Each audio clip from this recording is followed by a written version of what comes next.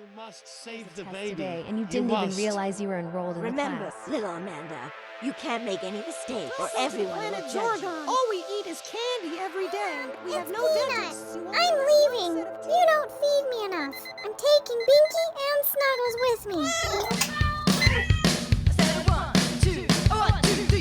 Welcome back to 6 Degrees of Cats, the world's #1 and only cat-themed culture, history, and science podcast, in which I, Captain Kitty, aka Amanda B., and my feline co-executive producers Binky, Snuggles, and Peanut navigate the weird, wild world from the past to the present with the help of an exceptional array of guest experts. All aboard!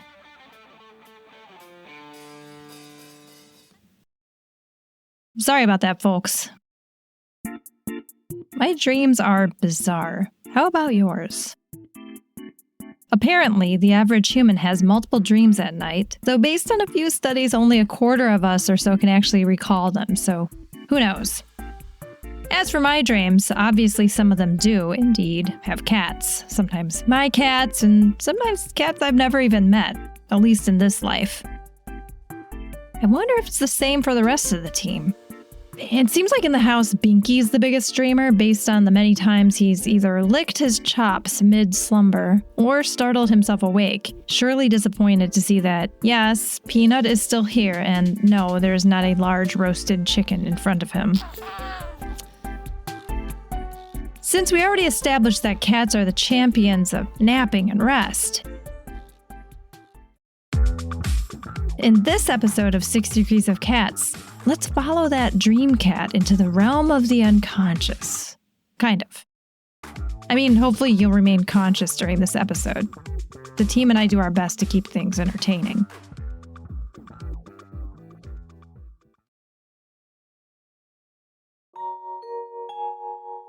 It would take someone far more educated and erudite to break down what consciousness is. In fact, there's an entire industry of people trying to do just that in the fields of machine learning and artificial intelligence or whatever. But you know what? It's my podcast. Let me take a stab at it. I think it's safe to say that if you're able to process information from your 5 senses and respond to your cat's increasingly urgent paw punches for roasted chicken, you're conscious. But when the regions of the brain that coordinate things that we do, from, say, planning your cat's birthday party, to figuring out how to get your cat to the vet and pay off the $5,000 vet bill that turns out to be indigestion, Snuggles, those regions of the brain are offline because you're, sleeping or in a coma, worst case scenario. In that instance, you're unconscious. And if none of the brain regions are active, then you're clinically dead. Sleep researchers have captured activity during our unconscious state on brain imaging scans such as MRIs and PET scans. But beyond that, we're still figuring out what exactly is going on up there, and why stuff is still going on even when we're sleeping.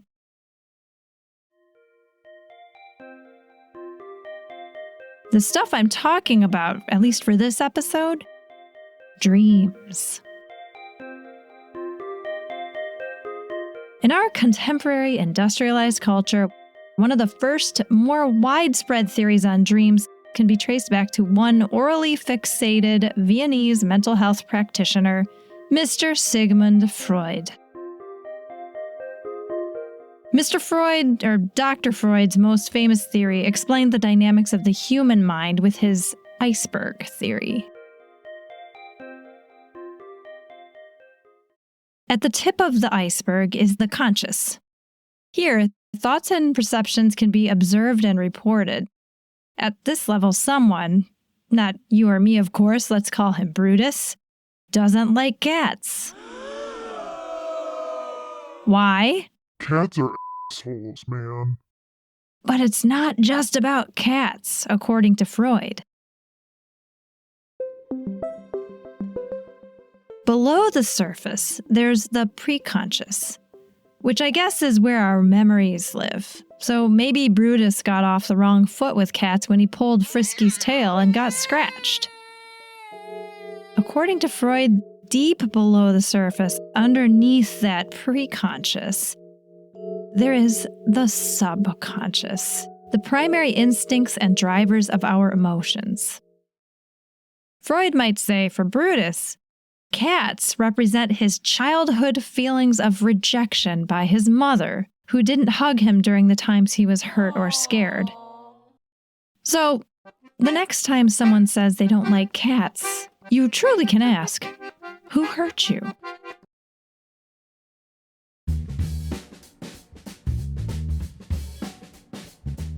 Now that we've kind of explained the subconscious, let's talk about dreams. Because according to Freud, dreams are the window into the subconscious. Dreaming about a tree? That's a penis. Dreaming about showing up naked to deliver a final presentation for a class you didn't even know you were in? That's also a penis. And if you want to murder your father and marry your mother... I'm just kidding. I'm really not. In all seriousness, you can check out the show notes for more context and accurate facts on these nerdy jokes about Freud. I'm probably undermining Freud's impact a little bit. His reach extends beyond daddy issues, penis envy, diagnosing your ex as an egomaniac, blaming his cold mother for his narcissism, and the existence of the cigar industry.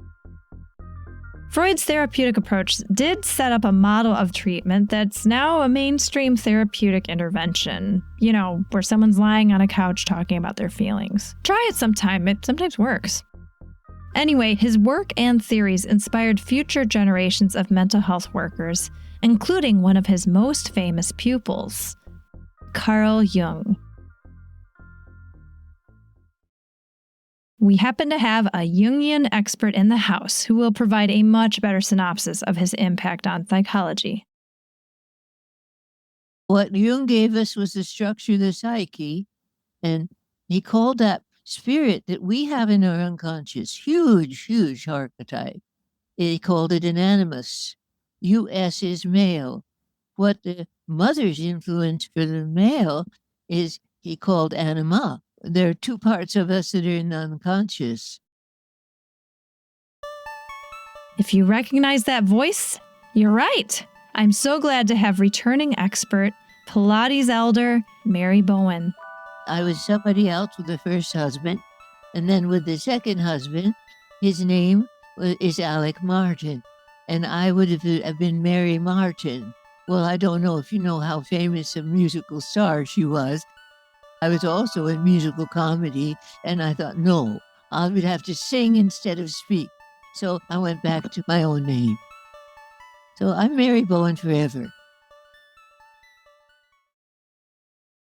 Mary, in addition to her title as the most senior active Pilates teacher to have studied directly under Joe and Clara Pilates, is also an established Jungian analyst. The reason I started with a Jungian psychoanalyst, my friends from Yale, we'd been in the Yale Drama School together, and we'd been doing shows together, and they were all kind of, who am I? And they had found this wonderful Dutchman who had come and was married to an American woman, and they went to him for dream work. At that point, I was funny all the time. I could be funny about anything. You didn't need a script for me. And I also was a singer, and I could do lots of things for theater. And my friends and everybody who knew me said, you can have the big time. I went to meet him. I sat in that chair opposite this dignified older man. I don't know if I ever asked the question. After an hour with this man, I was home. I was where I needed to be. I was meant to take the journey inner, not outer. I would have just given my life to everybody and have made them laugh, but I would never become Mary. So that's how I started. I went through all the teachers, and never thought I'd teach, never thought I'd be a dream analyst.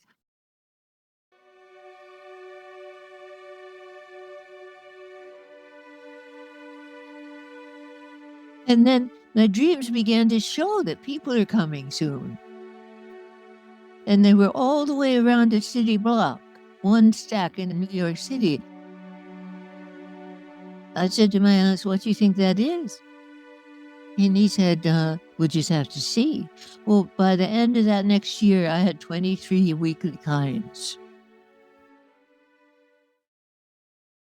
It was being hatched, and I was being grown from the inside out.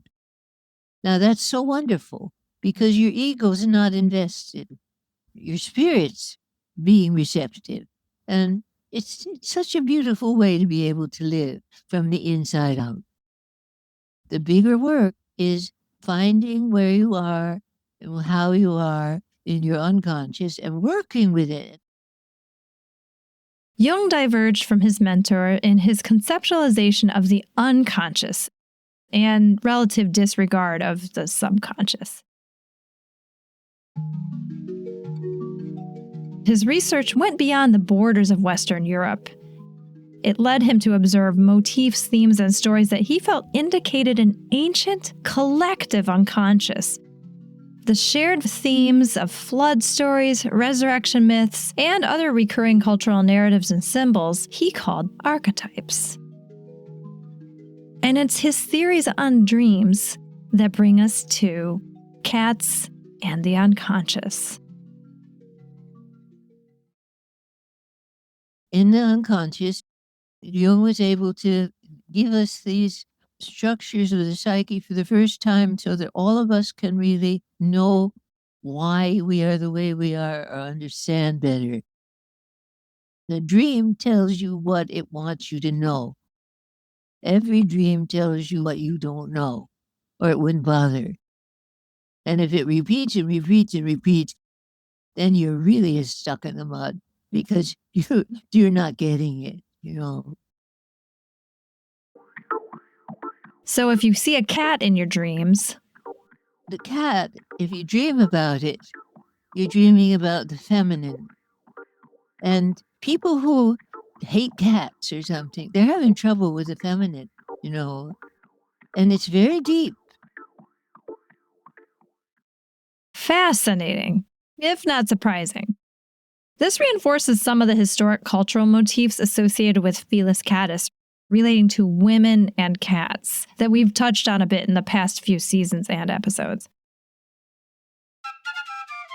The cat puts itself totally first. You cannot train it. You accept it. You meet it on its own terms. This is the cat.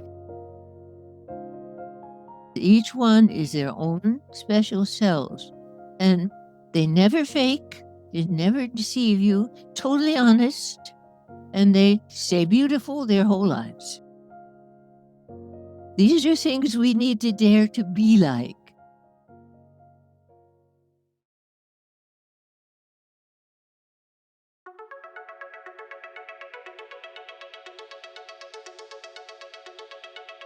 Can understanding our dreams help us in our waking state? Are dreams solely in the domain of the unconscious? Let's continue surveying the landscape of the dream space. So lay back, pet your cat if they're nearby, and we'll get right into it after the break.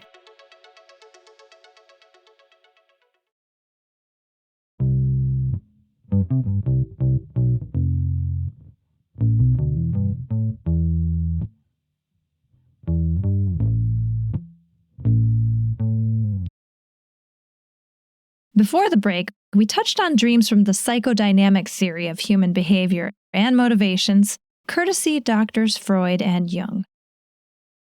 If you're a questioner, through your dreams, you can converse with that part of you and you get it born your whole life.